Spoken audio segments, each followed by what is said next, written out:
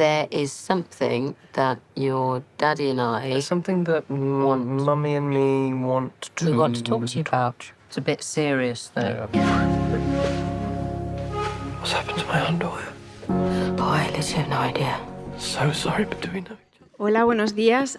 Kaixo egunon, ongi etorri, We Live in Time filma aurkezteko klausura egingo duen filma. Atal ofizialean lehiaketatik kanpo dago.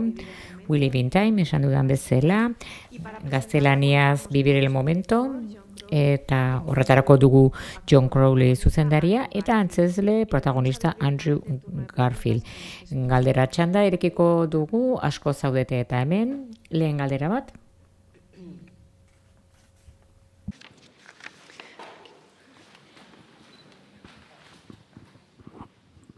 Hi, well, first of all, congratulations for the... Bueno, lehenik eta behin zorionak filmagatik, bihoi. Galdera bat daukat, Andrewrentzat atzo, elkarrezketa bitartean, zuekin eta nikekin batera hitz egin zenuten filmari buruz, aipatu zenuen, prozesu jakin batean egon zinela edo zaudela, aldendu nahi zenuela denetatik, baina gidoia jaso zenuenean, konturatu zinen, gidoia ere zure prozesuaren parte zela. Zein izan da atera duzun, pertsonaiatik atera duzun ikasketarik oberena, Tobias pertsonaian gandik? Orain ederki, bueno, sakatu jartzen du eta sakatu egin dut, bestela ez nauzu entzungo. Ez, bueno, txantxetan abil. Eskerrik asko galderagatik. Galdera bikaina iruditzen zait. Eta behar bada ikasi dudan leziorik nagusia, leziorik onena, izan da, eta gainera behin da berriz ikasi du nire bizitzan zehar. Hau da, ez naiz oraindik erabat zurgatzera iritsi. Eta hauxe da bizitzaren kostua, bizitza osoa, bizitzeak duen kostua eta gozatzea eta maitasuna bizitzea. Ikaragarria da kostua, hau da, beti dago galera, sufrimendua, gainera ausardia ere beharrezkoa da, argulloa, heriotza, gainera guk hauxe besterik ezin dezakegu egin, ahalik eta goreneraino igo, eta baita ere beheraino iristen gara, beti ahaztu egiten zait behera ere jaisten gerela, eta ben eta berez gogoratu behar dut, Tobias film honetan hasten da pentsatuz eta kosmologia jakin bat nahi du. Bueno, zuk marren barruan baldin bazaude eta dena zuzen egiten baldin baduzu, orduan saria jasoko duzu. Eta saria jako duzu, bueno, berbada ezkontza ikaragarri bat eta dibortzio bat. Eta aldentzen hasten denean bere erosotasun gune horretatik, hau da, bere segurtasun zentzu hori saritua izaten da. Magiara esker eta bizitzak duen edertasun guztia ematen diolako. Eta honekin batera dator zailtasuna, sufrimendua eta oinazea, baina berriz ere ezin dizu iluna kendu argira iristeko, hau da, argira iristeko beti sakontasunetik eta iluntasunetik pasatu behar duzu lehenbizi. Beraz hori izan da atera dudan lezio zoragarria. Hemen horiz jantzitakoa. Kaixo, zoriona, filmagatik zoriona da, bikaina da. Joni galdetu nahi nioke muntaiari buruz. Filma hau izan deteke lehenago ikusi dugun bat. Baina desordena kronologikoak berezi egiten du. Puzzle bada eta ikusten dugu bere harremana nola izan da desordenatua. Andrew zorionak antzezpenagatik galdetu nahi dizut. Nola eraiki dituzun pertsonaiak bai zure aldetik eta bai Florenceren partetik eta biok elkarrekin eskerrik asko.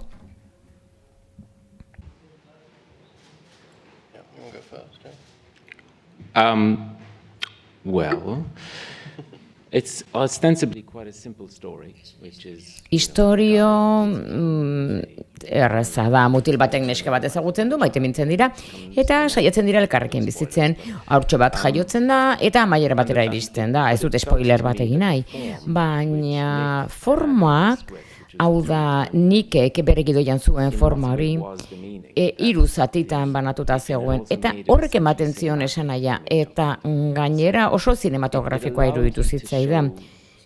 Eta horrek utzi zidan harreman horren hainbat alderdi ikusten, hau da, margolan kubista gisa edo diamante baten antzera lineala izan ordez, hasiera erdigunea eta amaiera izan ordez, sar zaitezke edozen zatitan harreman horren barruan.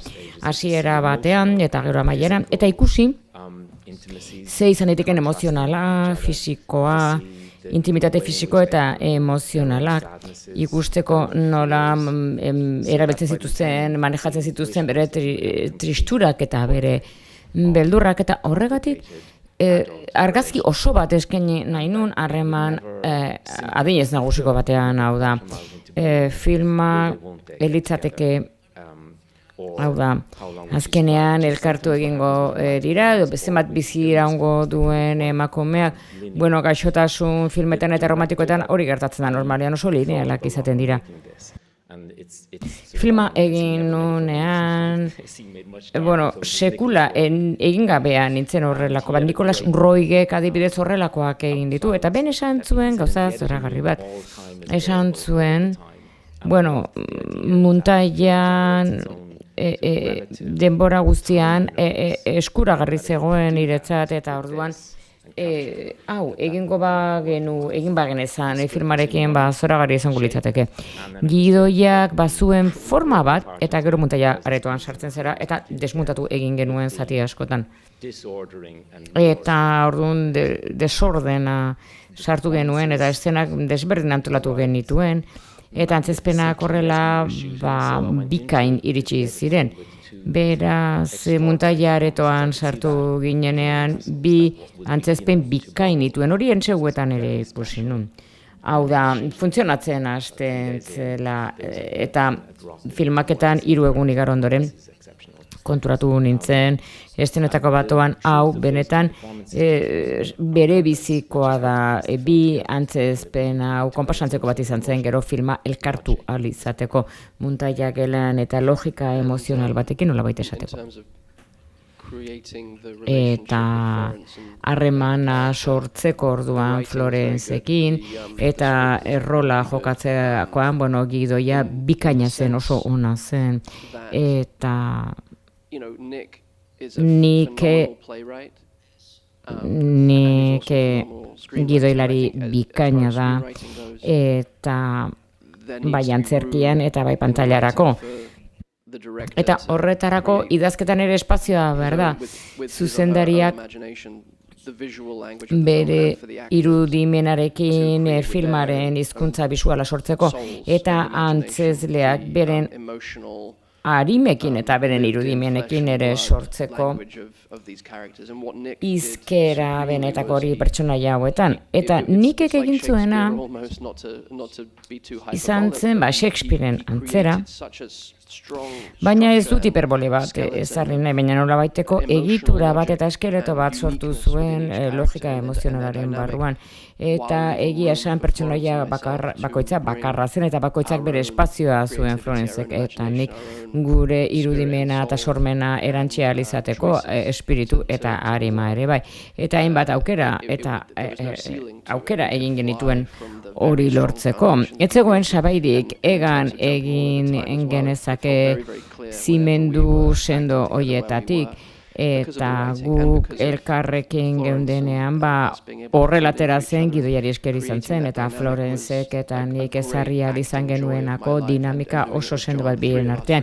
Gozatu egin genuen, eta Jonekin batera 3 sortu genuen, segurtasun, umore eta gozamen ingurune bat, intimitatea ere, eta jeitsi ginen gure gizatasunaren sakonera, eta gure material pertsonala ere erantsi genien gure pertsonaiei.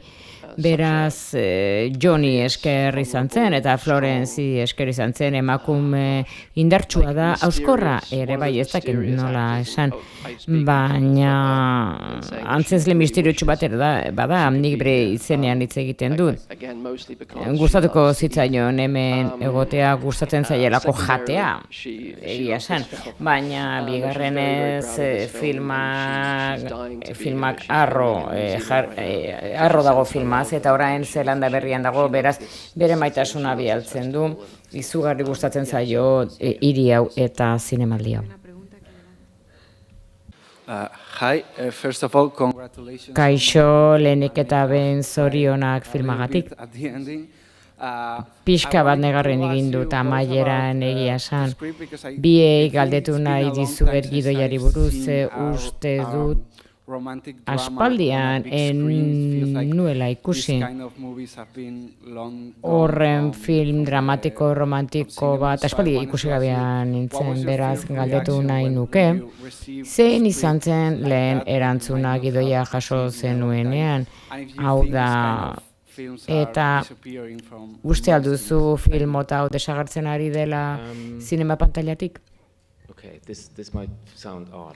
When I first read it, I didn't think, oh, this is a romantic. Bueno, egia esan, nik pentsatu nuen, film dramatiko bada, historia bikaina da, heriotzari buruz, divertigarria da, eta ez du beldurraren gaia jorratzen, hau da, eta landu egiten du norbaitez maite mintzearen misterioa eta seme bat edukitzearena, hau da, erditzearen eszena, mundu hori dena niken gidoian azpimarratuta agertzen da. Eta ni egia esan, inkontzienteki nuen film erromantiko bat egin nahi nuen egiantzeko zerbait egin, bai erromantikoa da. Eta gustatzen zait mordoa, eta Andrew eta Florence korrelaxe jokatu dute kimika antzeko batzuten bien artean, eta azken batean bigarren efektu antzeko bat da ikustean nola maite mintzen diren, aserratzen diren, eztabaidatzen duten, gasolinera joan eta bere bizitzako unerik gogorrena pasalkarrekin, eta zutela inoiz umorea galtzen. Beraz, nik uste dut alderdi romantiko hori ederra dela. Eta beraiek egin nahi duten hori, elkarrekin egiten duten lan hori hori agertzen da. Genero hori, bai,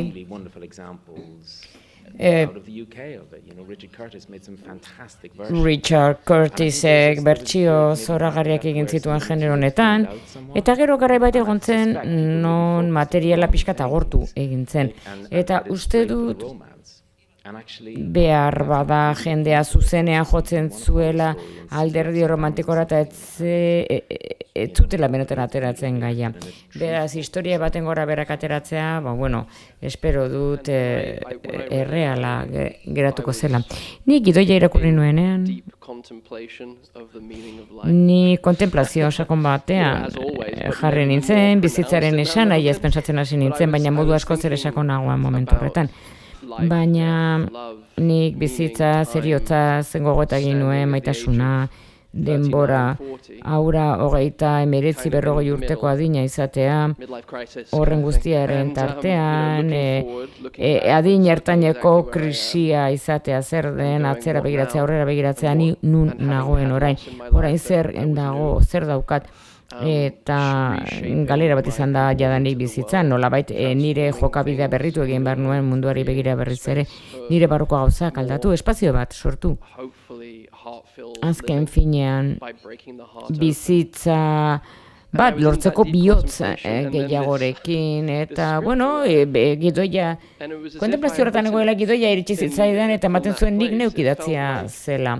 Leku horretatik, eta pentsatu nuen, nola, ematen du nik idatzi dudala, baina nik ezingo nuke hau idatzi, ez Nick Payne gidoilaria. Berak bere bertsioa zuen. Eta biok ari gara gauza hauek aztertzen, harreman unibertsalen bat egon behar du hemen kontakizun honetan. Eta niri iruditu zitzaidan aukera bat ematen zidatela nire etxeko gelatik ateratzeko. Hau da, eskultore bat balitz bezala, eta estudio batean sartuko banitz bezala artista talde batekin John Flores, Nick Stewart, gure argazki laritza zuzendariarekin, eta sortu egin nuen buztinetik, hau da, material emozional horretatik. Ni momentu hartan bizitzen ari nintzen honetatik eta pentsatu nuen, izan zitekela zerbait eskuzabala egin genezakena mundu guztiarentzat. Eta hori opari artista gisa sortzailea garen aldetik. Lankidetza baten mende gaudenean, beti nik ezin dut areto batean sartu eta utxetik zerbait sortu. Buztinetik, hau da besteek ere nirekin batera egon behar dute. Artista ugarik egon behar dute nirekin gauza bera egin nahian. Beraz, bai, horrela gertatu zen, modu eder batean. Filma galdera handi hoiei erantzuten die.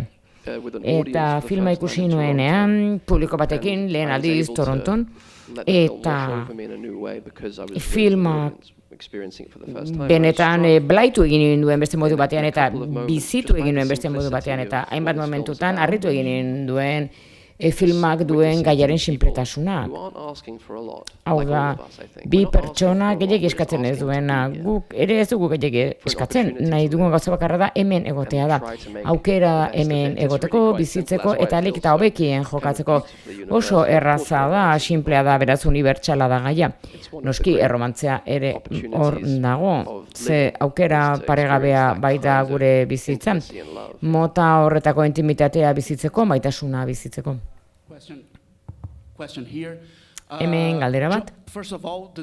Lehenik eta behin filma bedeinkapen hutsa da. Eskerrik asko John badakite azaldu berri duzula. Hau da, hasiera batean ez omentzen duen pelikula romantiko eta pentsatu. Hau da, pentsatu behar dugu, David Leanek erabiltzen ditu historioak ez bakarrik romantizismoa hitz egiteko, baizik eta bere herrialdeaz eta bere beldurraz hitz egiteko. Gustatuko litzaidake erreferentzia honi buruz hitz egitea. Ulertzeko ze tradizioarekin egiten duen bat zure filmak. Baina, hau da, zuk ze ikerketa lan egin zenuen. Eta Andrewri galdetu nahi diot bi pertsonaiak heroiak dira gaixotasunaren kontra eta beldurraren kontra borroka egiten dutenak. Ze motatako heroismo da hori zure ustez? David Lean, bai, ondo iruditzen zait Brief Encounter da film handietako bat, film erromantikoa. Bai, arrazoi duzu esan duzun honetan. Hau da Casablanca ere bai, hau da etzen pelikula dramatiko-romantikoa, hasiera batean, gauza gehiago gertatzen baitira. Beraz, horrelako zerbait egiten duzunean, espazioa dago publiko batentzat. Lanean eta obran elkar aurkitzen dutenak, eta horrek David Leanen eta Nicholas Royen tradizioa, badakizu,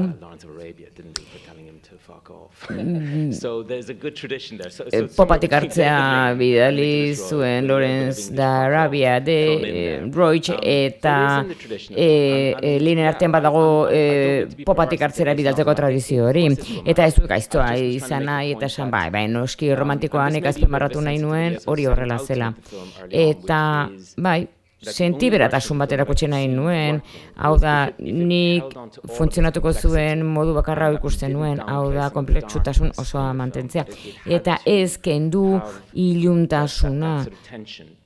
Hau da, tentsio hori izan bertzuen eta polaritate hori. Romantikotasunaren artean eta eztabaidaren eta gaixotasunaren elementuak ere bai, eta elementu guztiak elkarrizketan jarri nahi nituen. Eta bat egin zezaten grazia askorekin. Horixe nik esan duena, hori lortuko bagenu, funtzionatuko zuen. Ze filmaren keinua irekia izatea da, publikoaren hitz egin nahi du, ez ditu pertsonaiak blokeatu nahi. Elementu ilun horiekin. Baizik eta ligintzen da egiten modu batean, divertigarriagoa dena, ludikoagoa eta harrigarriagoa. Ondoren datozen bertsioa baino gehiago. Bai, bueno, heroi izatearen kontu hori. Bai, ulertzen dut zure galdera. Bi pertsona hauek ikus ditzakegu heroi gisa, baina kostatu egiten zait hitz hori esatea gure kultura.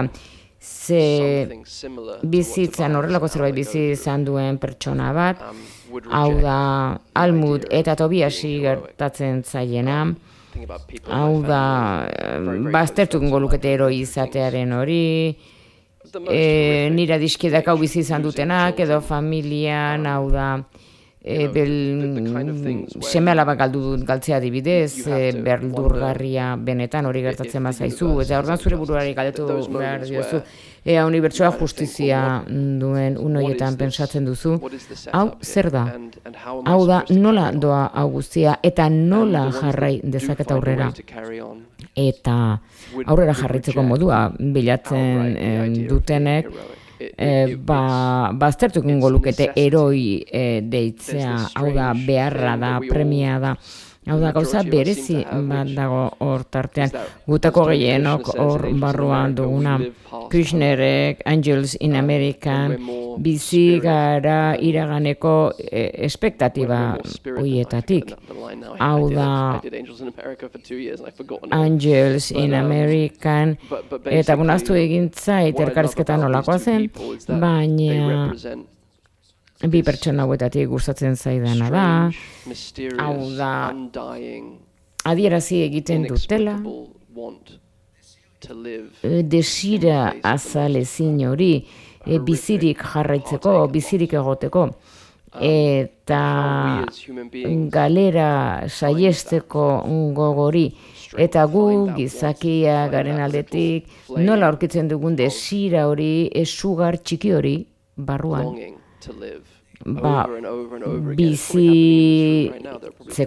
Bizitzen jarraitzeko, seguruenez hemen zaudeten onartean egongo zaretean zeko zerbait bizitzen, eta bizitzari aurre egin martzaio, eta aukeratu egin behar da bizitza hemen adibidez eraikin honetan, badira 5 pertsona horrelako zerbait bizitzen ari direnak, eta une jakin batean, gugatako ehuneko handi batek erabaki behar dugu bizitzen jarraitzea, eta niri hori iruditzen zait benetan inspiratzailea eta misteriotsua.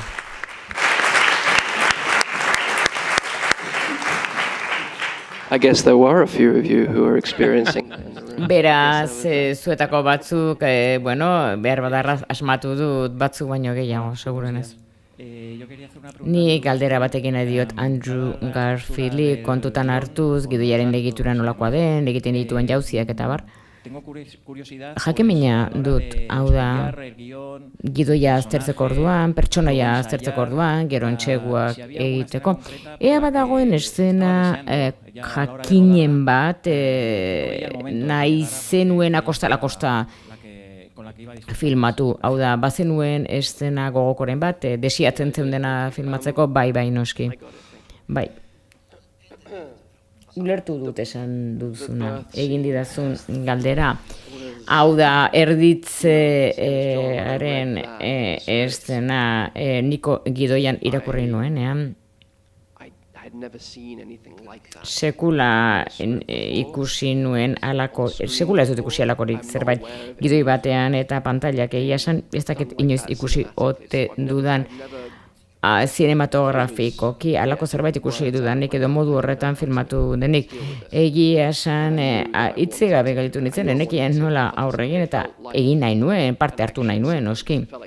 Hau da, ekintza sekuentzia bat zen, hau da, Indiana Jones ematen zuen, baina beti ere etxetik atera, eta gero erditzea, ambulantzia agertu arte, erditze bitartean, gero hor dagoen trafiko ataskoa, Almut gartzea, kotxe artean, eta gero dena ematen zuen Indiana Jones, zela niretzat. Eta gero, hau da, ni nik ez dute, ez dakat niloko zer ikusirik medikuntzarekin, hau da, eta ni erantzukizun hori izatea, hau da, bizitzarekun horretan, bi bizitza preziatuenak kumun ilun batean, eta ni garritasunaren friki ba naizela, ba, hau da, oso jostagarria izan zen, eta benetan harritu egin ninduen eszena horrek, eta filmatu genuenean, ematen zuen. Bueno, interesgarria izan zen ikustea ze aldaketa gertatzen ziren, hau da, erditzearen artean. Ze erditzea Tobias entzatu une horretan, protagonistarentzat oso arriskutsua zen. Hau da, elefante monstro bat dago nire emaztearen barruan, eta babestu egin behar dut horrengatik, eta nik nire burua ere babestu egin behar dut. Eta behin erditzea gertatzen denean, izaki hori suntsitu egingo gauena, gaituena, txikitu egiten da, eta bihurtu egiten da gauza magiko mistiko hori batean zaindu egin behar dudana, eta ezaketere hori egingo zaidan eskutatik edo, baina uste dut antzezpena izan zela divertigarriena. Hau da, irudimen handia eskatu zidanak antzezpena egiteko, eta divertigarria inoiz egin dudan gauzarek ere gozoena atseginena, eta, bueno, jokoan zegoen asko, baina divertigarria izan zen, hau da, dena jokoan jartzen duzunean, ba, benetan divertigarria izan daiteke, eta Torontorekin publikoarekin ikusten, bueno, eszenai esan divertigarria da, ze une horretan iruditu zitzaidan, ba, irela biziko eszena, hau da, gogorrenetako bat, eta, bai, bi egunetan egin genuen, plato batean, estudio batean sortua Londresen eta azkenean Florence eta Biok, ez genuen komunetik atera nahi, ze ematen zuen, nolabait lortu egin genuela asko, eta gainera haurtxo bat genuen gurekin. Bigarren egunean, amaieran, haurtxo bat genuen, 11 egunetakoa. Hau da, antzezle gisa gurekin, eta, bueno, horixe pentsatu genuen, hau da, hau sakontasuna, eta benetako haurtxo bat etorri zen, ez genuen alde egin nahi, hau da, azken hartzetik, hau da, besarkatu egin ginen 20 minutu zareto horretan, hau da, ematen zuen, katedral espiritual bat, sakratu bat sortu genuela, hau da, komun horretan, gasolindegi bateko komunean zerbait benetan, miragarria gertatu baliz bezala, zoragarria izan zen hori filmatzea. Brotxe bikain eruditzen zait zinemali bikain baten zat ere bai. Heriotzaren gaia hainbat titulotan agertu da, Almodóvarrek tratatu du, Costa Gabras, Los Destellos, Mi Verano Alterno. Heriotza ez heriotza berez, baizik eta ze urrats ematen diren aruntz. Eta film honetan atentzioa deitu dit, bueno, Love Story, duela mende erdiko klasikoak, minbiziak bukatu egiten du romantzearekin, baina hemen minbiziak testura gehiago edo eduki gehiago ematen dio bikoteari. Interesgarria iruditu zait guztiz. Eta gainera muntaia lanak ere gustatu zait, hau da, ikuslea egin zezan puzlea. Horrek pentsarazten dit, filmaketa lineala izan zen, hau da, antzezleek bazekiten zertzi joan lehen da bizi edo gero, edo pentsatzen dut ez zet. Bueno, lineala izan zen filmaketa muntaiarekin konparatuz, hau da, flashbackek, azken batean elkarrezketa bat sortzen du ikusleekin. Eta azpimarratu behar da melodrama bat izan zitekeena, negarrar egiten duena, azken batean gogoeta batean gelditzen da.